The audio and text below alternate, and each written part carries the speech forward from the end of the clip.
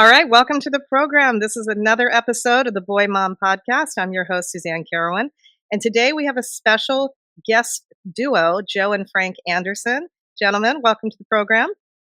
Thank you for having us. How are you, Lou? All right, so we might all recognize you probably are related, more so than brothers, identical twins here. So let's get the typical twin talk out of the way. Who's older? Who came first? The whole thing. 3 minutes older. Yeah. Okay. Always dominated with that piece of it? Yes. The doctor actually thought that, the doctor thought there was one baby, but our mother knew there was two. Back in the 70s, back in 1974. So she just knew it, or like they? She had 4 kids before that, so she's like, I'm telling you, there's 2 in here, and sure enough, Joe came 3 minutes later. He punched that way, and I punched that way. So, so she told you that, right? She could feel. Yeah. I can imagine. Listen, as a mother of a boy, they're already active in the belly, but having 2 of you little critters in there, like all feet and elbows and the whole thing. So that's so incredible. So really, up until labor, she thought the doctor said you're having one baby, and they did. Yeah, she's like, she proved him wrong.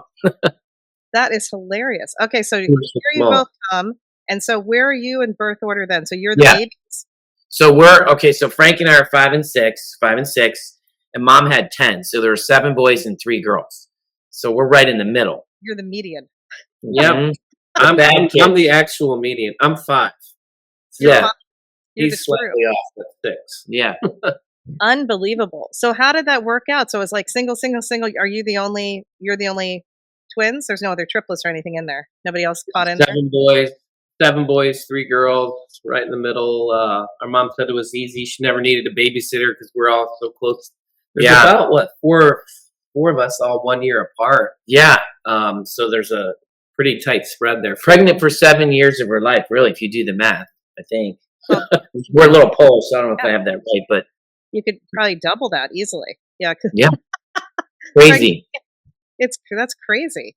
I mean, that's incredible. What an angel. What an angel is for doing that. Yes. Very much so. So good Catholic mom. Good Catholic mom. Didn't get her license until she was 32, right? Because you're home taking care of all these kids. And then, raised all of us, selflessly. Our mom she wrote for the paper. For the Medina County Gazette every Tuesday. So everybody knew the family. They knew all the stories of us, running around being stupid. And so she also went back to school and became a nurse with a 4.0 grade point average, then battled breast cancer, and then had brain cancer in her 60s. So there's a lot there. She had a great trajectory and was a good role model for us. And clearly good at time management. Yeah. You have to be, right? Driving, not so much. Right when she got her license, she got in trouble for going down a wrong way street. I was in the car. Oh, so you witnessed that? Oh, station wagon, wood panel station wagon. Oh yeah, a woody wagon, of course. Yeah. Oh my God, that's great. And he mentioned the school, like nursing. Mom was in my classes in college at Baldwin Wallace. We did a play together. That's right, I remember that. Are you serious? Yeah. So we were in a play together, and it was we had to be crazy inmates, so we didn't really act. It was kind of easy. Yeah. Well, that's cool. Yeah, I think it's always cool if you have an opportunity to see your mom in like a different role and see her like in a professional role. I had the opportunity to actually work at a soap store with my mother at some point when she was in high school, and she was like, we just got jobs together, and it was a lot of fun to do that. That's cool. It's neat. Yeah. It was good to spend the time. So tell me like your earliest memories of your mom and like what big lessons she taught. Because I think one of the important things, especially when the mom has already passed, is that a lot of times your children don't know all the same stories and lessons learned. So it's great so that they can then also hear it. Yeah. I mean, I'll say that, our mom was, we had a father as well, but she was the nucleus. She ran the household. She called all the shots. Dad worked and came home. And one of the things that I appreciate now as an adult is the fact that, every holiday was special for us. You know, even St. Patrick's Day, we'd wake up with green, you know, shamrock candies on the dresser. You know, Easter, we had, you know, she made a bunny cake every single. That is made by Christy. So tell me again. We were just talking about your mom and her making things special for the family for holidays, and I wanted to go in on the shamrocks and bunny cake. Yes, yeah. You know, as an adult, I appreciate all the work that she did as a parent to make the holiday special for all the kids. So that's something that, you know, I try to carry on and with my children, and it's something I remember about her vividly is just her attention to making sure that we had experiences that were great. So I appreciate that as an adult. Yeah, and Halloween was her favorite. Halloween was her favorite. Big time. And I remember when I was growing up, I didn't like it as much. Now that she's gone, like I'm carrying that on bigger. We do the Halloween party and everything, and I've embraced it fully. But yeah, always very special. So Halloween costumes for 10 kids. Yes. What's that look like? She made them. We could show her what it looks like. I wish I had a picture. She made all the costumes from scratch. Yes, she did. She could sew too. Yes, she sewed. She was always sewing. She had a singer. Were you guys always like? Were you always like something together for Halloween, or did you get to be like your own things? Or were you like always dressed together in the whole thing, or did you get that was different? Halloween was different. We had different separate characters. Yeah. In real life, they got to be what they wanted. Yes. Yeah, in real life we dressed alike a lot.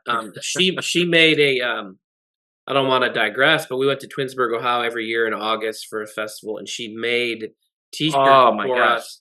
We were so poor that she made Cabbage Patch dolls with the same shirts. I'm Joey, he's Frankie. I'm Frankie, he's Joey. So she was very resourceful. Yes, she was creative.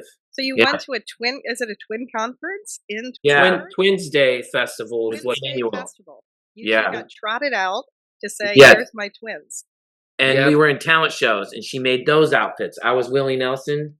Remember? Yes, and I was Julio Iglesias. We did to all the girls we've loved before. Yeah, she was amazing. We lip synced. She probably killed it. Yeah, and you were Julio Iglesias. Yep, but she was very much about making everything.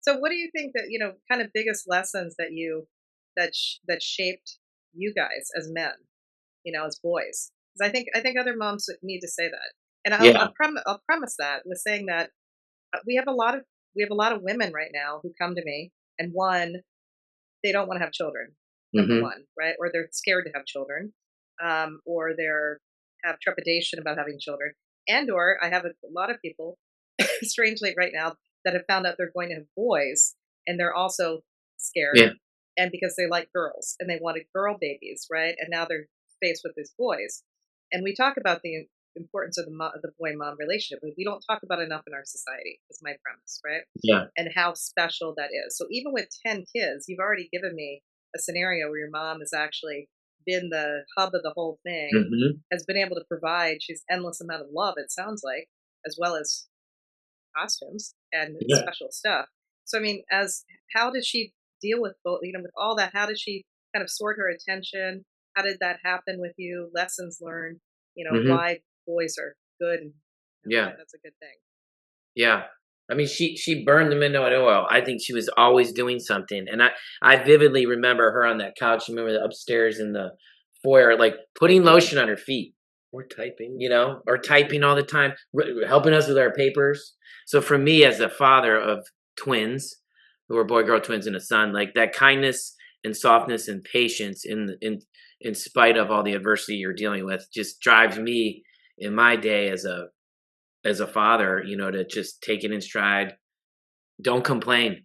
I always say, Mom had 10 kids. We have no room to complain about anything.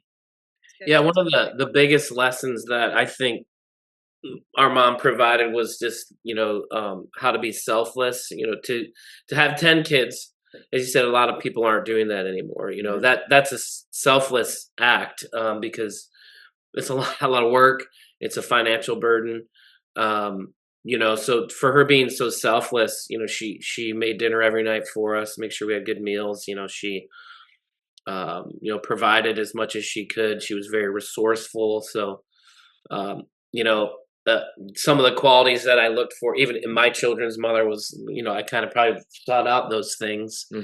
As somebody who is like that, but those are the lessons that I take are selflessness and just resourcefulness. Oh my gosh, I didn't think about the wife angle. That's a lot of pressure.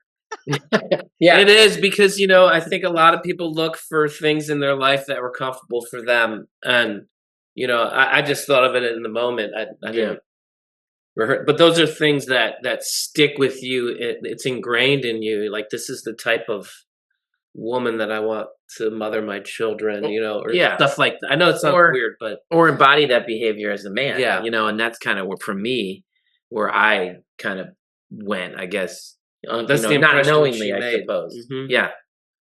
No, I don't think, and I think this is exactly what people need to hear, because you've got, on the one hand, however you want to slice it, we're in a little bit of a epidemic with men right now, right? Yeah. So we've got this kind of Agreed. resurgence coming back, and this need to, men have just, especially you guys understand this, like, it's almost like they don't, what's their place, right? And they have to be perfect and all these things. And so, having my theory again, which you guys are good examples of, is behind every, strong mothers make strong men. Yes. That you need that and these roles, and that is what helps to make a great, not only family but society, right? And so how can we do that? So how do you think your mom helped you to be strong men? I think, let's see, how did she help us be strong men? I mean, strong men, I think, are calm in the face of adversity. They're not robustly, like, just stay calm. And Mom dealt with a lot of stuff with our father. He was a tough man. We learned from that angle what not to do. Mom said that a lot, was that, she was very observant of our relationship with our father, and she said, not to be overly negative, but he taught you what not to do, but she taught us what to do more so. Just the type of man that she's made these boys is ones that are creative, are not afraid to be themselves.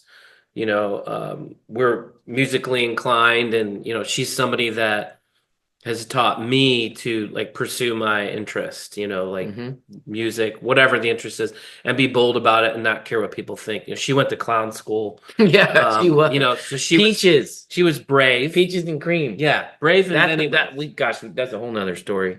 Yeah, so I mean, she taught us how to be brave men, and to go for what you want and be who you are, and not be ashamed about it. Yeah, and I think too, by default, as a mother of 10 children, as you may have mentioned, like, balancing all that, like, we were forced to do, right? And then we did, because we had to, and she supported and loved that, so. I love that. But can we dial it back on the clown school? Yeah. Okay. Well, So but I love the fact, but I think what's interesting is you're saying about your mom is that she used her own courage herself, right? She actually did those things. Like, sounds like she's, like, constantly reinventing herself and trying new things and saying, why not? She didn't stymie herself. Right. Absolutely. You're never, she taught, like, you're never too old to go after a passion. Went back nursing to school. Yeah. She had breast cancer during that time. And a brain tumor. Yeah. Constantly reinventing herself. That's a good way to put it. And that's inspiring. It takes tremendous courage. It takes tremendous courage, because the normative pressure, right, in our society is to all be the same. Yeah. It's huge. It's a lot to go against that. Yeah, and she wasn't the same being a clown. I mean, like, who does that? And that was, so Mom was married to Art, our father, and our last name was Anaskevich until we were 4. It was changed to Anderson. She ended up marrying her boyfriend, her high school or childhood sweetheart, Karnes. And those two together, like, she was able to kind of really be herself and started being clowns, to what Frankie mentioned. And they were Peaches and Cream. Their name. They're clowns together. Yes. That was their shtick. Like, that was their whole. Yes. And it was terrible. And she actually went to clown school to study that. She came to Corinne's birthday party. My daughter's 20 now. I have a picture of her as the clown at a birthday party. I love that. And it was so bad. It was like saying the punchline or messing everything up beforehand. So that's what kind of made it funny. She didn't care though. She was doing what she wanted to do, you know. So, Yeah, it was amazing. Oh, that is amazing. Right. But wow, talk about what an example of joy, right? What an Yeah, incredible example of just living it out. Like, go for yeah, it. that's Why cool. not? Pretty cool. Unbelievable. Okay. Well, then, so what about on the discipline side? Like, how did 10 kids just take care of itself, or you just put the rules in place, or yeah, that's so our father, that was his role. yeah. I don't know if that was discussed, but he was very a disciplinarian. You know, he would work all day, and mom would be home with us. And the strategy from mom was, you know, Wait till your dad gets home. My dad gets home. I mean, and we did not we'd rehearse see the that. lights coming up, you know, Oh, and we yeah. gave him plenty. The fear of God. We gave her plenty reason to say that. Yeah, yeah. We were a handful. I mean, Mm-hmm. all these boys, you know. So Yeah. I don't know how they did it, but the Like, did you have disciplinary. furniture? Oh, Well, my dad everything. would How many always say, boys? "That's why I My can't have gosh. anything nice." Oh, we hurt each other. We hurt it was 7 boys. You have 2. You know how. I can't. I know. I honestly We were can't imagine, wrestlers. especially they're all together. The Yeah. wrestling, the jumping, the Getting constant hurt. movement. Yeah. So Emergency rooms. Get home from Maine on vacation. You pushed Mikey off the swing set. Nick, that's not there's fair. nobody had bunk beds, right? Were there bunk beds involved? Yes. We had bunk beds. We always argued over the top or bottom. Of course. Yeah, we You did. got to be on the top and the bottom. We would rotate. Yeah, our mom, Rotate. you know, I said she was a nucleus, but she would she was very skilled at managing the discipline, and you know, in a positive way too. Like if we were exited from the dinner table for various reasons, she would bring dinner up. So she kind of smoothed things over. Yeah. So they had a good cop, bad cop kinda Empathetic. thing going. You couldn't talk at the dinner table. No speaking. No, no. Our dad no was talking. very disciplined. Oh, you were seen, but Yeah. not heard. Yeah, that's hard to do with 10 kids that are rambunctious. Yeah, no kidding. Well, other than if you get the boys so hungry, they'll just flatline, and then you actually don't talk. You're just down to the 3 girls. Yeah, yeah. You just go. Yeah. True. Just eat and go. But Right. so that's. I mean, the more I think about your household dynamics, that is really incredible, because that's a. So what did you guys do? Or was it like a scenario? Because it was in the 70s and Mhm. you know in early 80s, and you could open the door and be like, just everybody out. So is Mhm. it just out? Because you can't have that many people. That's like running a barn. That's like too many people Yeah. in a house. Yeah. We had land. Well, when we were little, it was neighborhood. And then we moved to 7 acres of woods. My dad built log homes, so we would go build forts in the woods. Yeah, and there was a cadence of individuals leaving for college, so Mhm. it wasn't like all 10 at once. Yeah. So we had True. you know breaks. But yeah, we had 3 to a bedroom. Oh, yeah. Yeah, At times 2 to a bedroom. It's you're fun. like the Brady Bunch. You're on the boy side. Pretty much. Yeah. We Literally. did not have a nanny, though. That was You us. had each other. Right. Yeah. we had exactly. chores. We had chores. Definitely. So nobody had like the were you doing the BMX bikes jumping? And Oh, We my did that. break God. somebody. All the time. All the time. We have a brother Mikey who's in Colorado. He's a year younger, and Chronic his cancer. nickname was the Master of Disaster, because We get hurt all the time. many incidences of like what is going on. Like he would jump on top of trees, parachute down. Yeah. I mean, we had a lot of hospital visits. So many, the bungee cord with the blood. We would go garbage pick on Tuesdays and build bikes. We didn't have money, so we were building things. We did. Yeah. We found some good stuff. Oh, you could build it. Oh, so you both are like can actually Yeah. do stuff. You had to be resourceful. Had to be resourceful. Yeah. I love. So what happened all those visits? Was your mom still empathetic? Like she was still like, Yeah. oh well, here we go. Let's go to the hospital. Always. Like here comes the boys again. You know, here Yep. we are. She was always composed. Mm-hmm. Very good at that. Yeah. Remember She when never Christy- let us see her sweat. No, she didn't. Oh, how Christy did she hit me with a baseball bat. Remember when she was teaching? My sister Christy was teaching me how to swing Oh. at Megan Park, and Mom. I remember she sat there with me, laid on her I remember you legs and in the back of the station wagon, like, just took care of it. You know, nurse mentality, loving, soft, and you know. but get the job done. Still very Yep. focused. Yeah. Yeah. He was amazing. So bad. And that was your sister. Yeah. Yeah. We don't talk anymore. I'm kidding. We Well, still do. so tell me about that. How do you think your mom what did she do for the coping? Like how was she able to keep that level of poise and Yeah. steadfastness, it Go sounds ahead. like, I right? mean, one could say it was her involvement in the other activities. While she's always reinventing herself, maybe that was a backdoor coping mechanism. But um, I don't know. Well, she cross stitched at night. Yes. Mm. With her tea. She loved tea. She drank red zinger hot tea. Mm-hmm. And so, that was a way to calm herself at night. The Yeah. whistle, the teapot, the old way to make it. She was too busy doing laundry to even probably think about these things. It's like she was so busy and active that I don't know if there was a proactive process to be like, I'm gonna cope with all this stress. Right. Just kind of she was too busy, maybe. Yeah, she took it in stride. Now that I Super think about funny, sense of humor, like laid back. That's a big one. Sense of humor. If you She got had that, you got that, you can weather a lot. I think, and we might have a little of that from her. Oh, for Yeah. sure. Just a smidge. Give a little smidge. Yeah. I mean, I agree with that too, and maybe that's another good point too. I do think that boys bring a lot of levity to situations, and that helps the moms to have some humor in it, because boys can go from like, sometimes you guys, the stuff you do is just it's hilarious. I mean, if you can see Yeah. it from being hilarious, Yeah. right? Yes. And not from like a threatened, I'm trying to control you.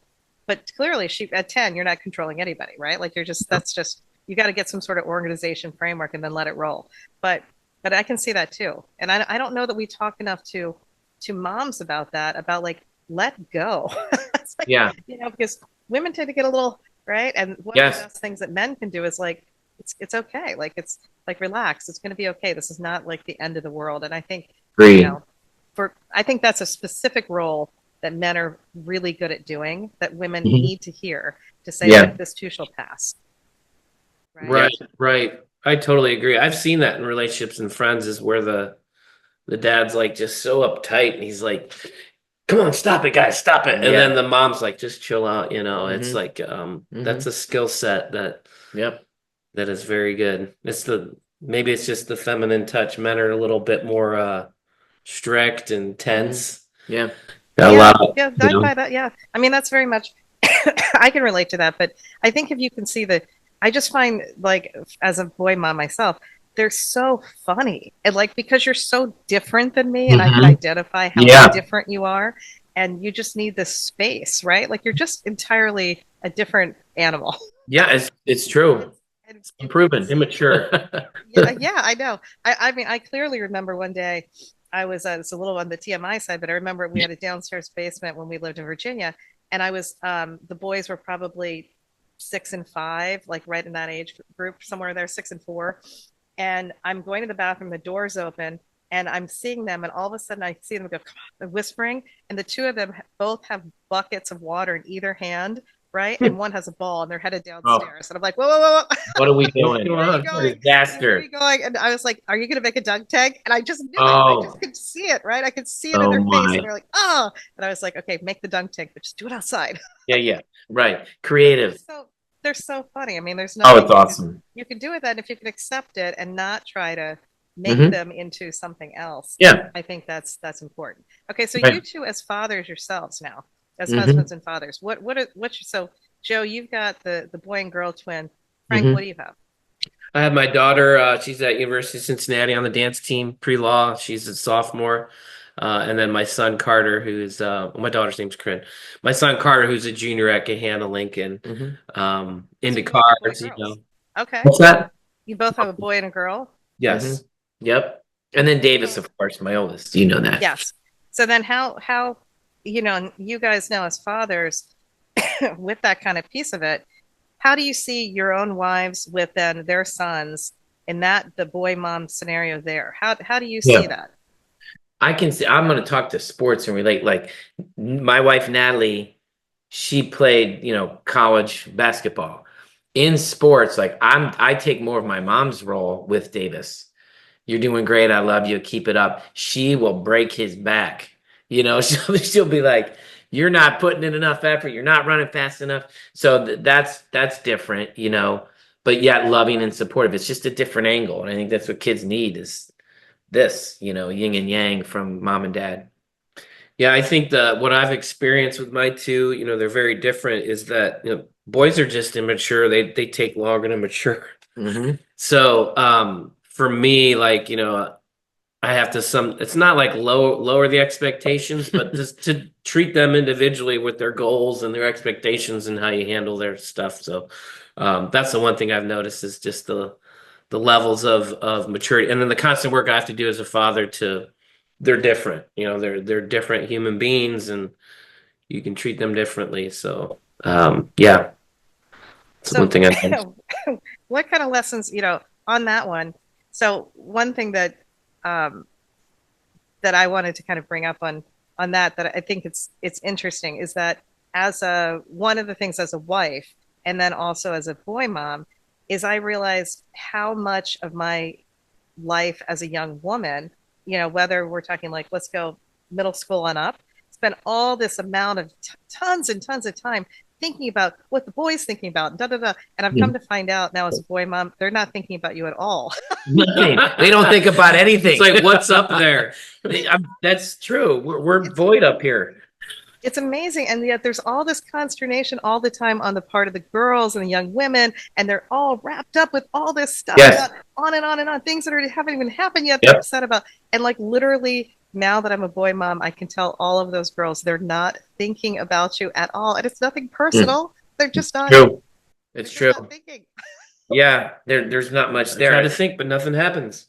Yeah, and having and you have a daughter, I have a daughter, and they're it's a different thing, And the relationship with mom and daughter, that's a whole nother, conversation. But for boys and moms, yeah, it's unique. Our mom said that the boys were a lot easier because the girls would collude with mom a bit more. Mhm. So maybe there's that butting heads, but the Mhm. boys, maybe they're just laid back. They don't care. There's not much going on. They just Yeah, roll through life a little bit, yeah. without thinking as much, I guess. So tell me, and if it's uncomfortable, we don't have to go there, but you have had your mom now pass, and and she was only, I think, Joe, you told me 66, right? 64, yeah, August 31st of 2010, 64 years old. Yep. So how did that whole process, how did that happen? Yeah. She went through breast cancer, then Mhm. had brain cancer. Was Yep. that a pretty quick process? Like, No. time to 18 years with breast cancer. Yeah, the Wow. breast cancer diagnosis was, I think we were in high school, Mm-hmm. so it was in the 90s.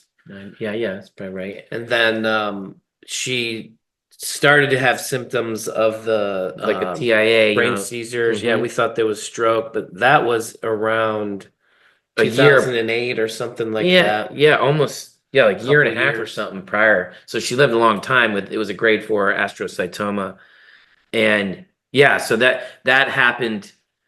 She lived about, I think it was like a year where it was like, and that's a long time, for that. Yeah. Yeah. So So she that was was- able to, how have you been able to cope with that? And to, Yeah. you know, You just, like anything else, think you live through it and you try to embody what they gave you and relive it. So I try to have what she was, empathy to my children. I love doing laundry. I love cooking. Like I just be what she gave us, and live it. Yeah, I mean, her memory sticks with me daily. It's just in the little things that she did for us as a mother. I want to do that for my children. So she lives in us every day. I think that's what she would want, is us to speak happily, proudly, With a sense of humor. sense of humor about it. She would pass gas in the morning in the kitchen while we're waiting to get on our bus. She didn't care, and Yeah. that's good in life. You got to not care so much. You but wouldn't care. expect it from her. but yes, probably, but that was probably, she's probably like, you know what, I'm in good company here. Like you guys Yeah. gotta get it, right? Why not? Yeah. Don't take it too serious. Not usually, they're not usually very judgy. Your own Yeah. sons are not super judgy. Yeah. They're pretty supportive. Yeah, I Yeah, mean, how we- many times do you say like, "Mom would love that. She'd think Right. that was great." Yeah, coping. I mean, we dealt with our father's passing. He was young. Heart attack. He was 57 56 or something like 56, that. 57. Oh, that's You deal with one parent, and then you kind of have an experience there. It's not that the second one's easier, but it's just a process. Well, But and we're both in cancer. That's what we do for our careers, and so we're reminded daily of what How patients go fragile through. life is, and Yeah. Yeah, I was going to ask you that. Like, what's your takeaway with that? Because I think so. That's interesting. I didn't know that. That's what do you both do? I actually don't know.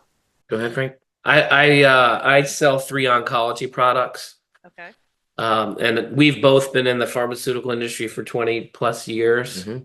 So I'm in oncology sales. My customer interface is medical oncologists. Mm-hmm. So I go around cancer centers around Ohio and educate the providers on toxicities, keeping patients on, that sort of thing. So we went through that with our mom. We sat through radiations. We went through clinical trials. So we've experienced that firsthand. So doing that as a profession, even though it's just sales, it's not just sales. It's really consulting and making sure the patients are getting what they need. And if you think about our mother, and we'd want somebody to think the same way about it.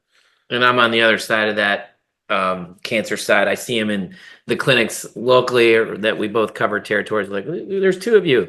So, but I'm on the oncology diagnostic side where we take blood from somatic, cancers of the body, and identify and sequence their DNA to tell them, all right, this lung cancer, here's your genetic mutation, and we match them to drugs, To the so treatment. his types of drugs get paired from what we find from the genetic mutations. So very rewarding careers. Yeah, I would say so. And I would again think your mother would be extremely proud of you for both of those. Yeah, I think she probably would. Yeah, absolutely. Yeah, I'd say hopefully. Our dad was a salesman, so Yeah, kind of followed in his Runs step. the DNA. art, You're able to do that RDAP. with again humor because again, Yeah, there needs to be some humor with that as yeah, well and a lot of grace. Yep. yes, Got it. sure. So your mother still was able to be there. She saw, wow, what a tremendous amount that she got to see and witness in her lifetime. My Yeah, gosh, right? So yeah. she had a lot of weddings, had babies, she all sorts of Babies, stuff. grandkids. Yeah, she wrote for the Gazette. Yeah, that's where I people. love She that told her she had story. a byline. Yeah, It was we. like a Dear Abby section, Yes, she was so good at writing. And we had, remember word processors, typewriters. And it told the story like people in town knew the Andersons because she was telling these stories Yeah, with we couldn't tons of hide. humor. No hiding. Our brother Mikey in Colorado has all All the of them manuscripts printed out, digitized. so Yeah. we can go and read those should we want to. Make a book Yes. or something, Oh, you totally should. That's a huge piece of it. Kind Has of. that writing trickled down to anybody? Is anybody Well, when we were in high school, she like proofread our papers for us. Yeah. I Well, won't tell anybody that, but I mean, I think right. we got a Yeah. lot of A's because she would help proofread our homework. There was no chat GTP, whatever that is, and all that AI today. But Yeah. I like to somehow tell a story, and write. But It taught us how to. she was Right. good. So did she ever confuse the two of you as twins or no? She knew right away. Oh, she painted when we were born. So Frankie, I don't know if you were blue or I was red, but she painted think I one's was- toenail I was blue. blue. Yeah, So She she said, wouldn't. She said she didn't want to feed one of them yeah, too much. you take a bath. He's got too much milk. I didn't get any. Joey was at 10. Joey was 50 pounds. I was 30 because she fed him too much. Yeah, yeah. So that's how she denoted the Color coded difference. us. Yeah, basically. Color coded you. Oh Yeah, my gosh, that's so funny. that Yeah. is. And did you use your identical twin trickery at any time? Always. You Well, tried to yeah. use that? So we went to a Catholic grade school, St. Francis Xavier, Hmm. and Joe and I switched classes once. There was a couple nuns in the school, but they found out. Yeah. We got in trouble. Hmm.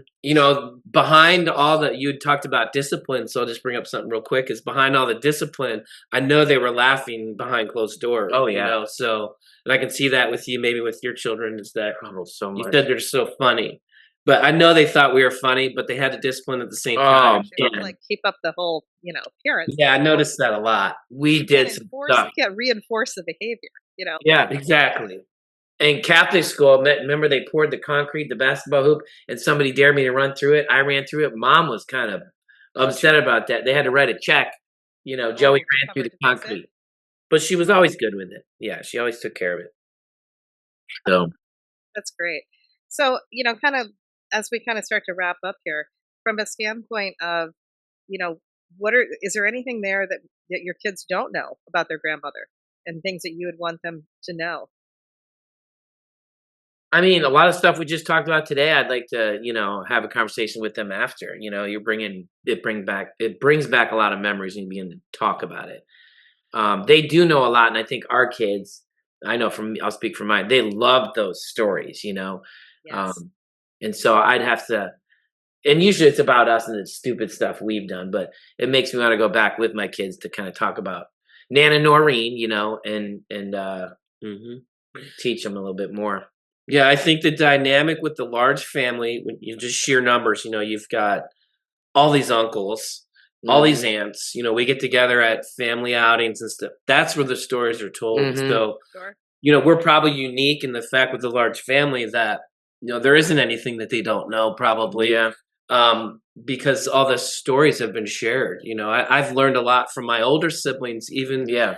even though they're 5 years older, there was things that we learned from them because they told us, and we've had these talks at family outings. So I think we're really good with the fact that there isn't anything and we're not Yeah. really a secretive family. Like No. we carry our emotions on our sleeves. We carry everything. We share things, You and guys are out there with it. Yeah, we're out there. yeah. Right. You think even my wife, I think, has learned from my mother.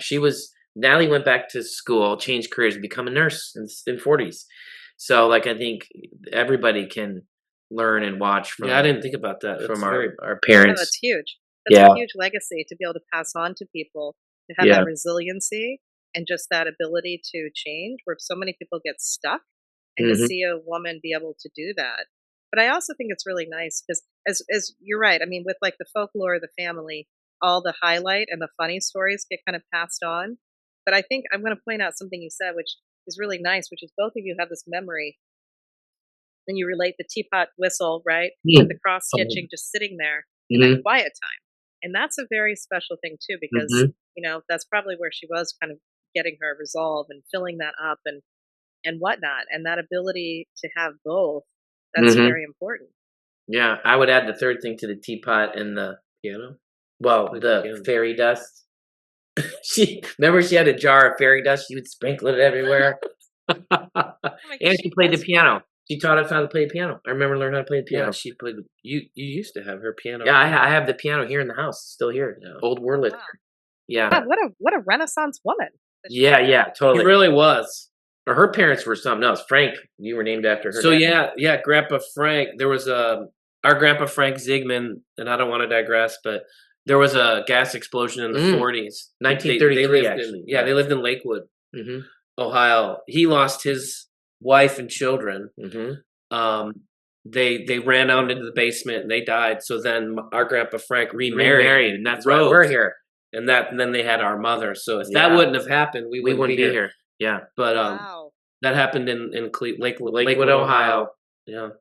And there was a Never knew that. statue. Listen to this to recap what you said.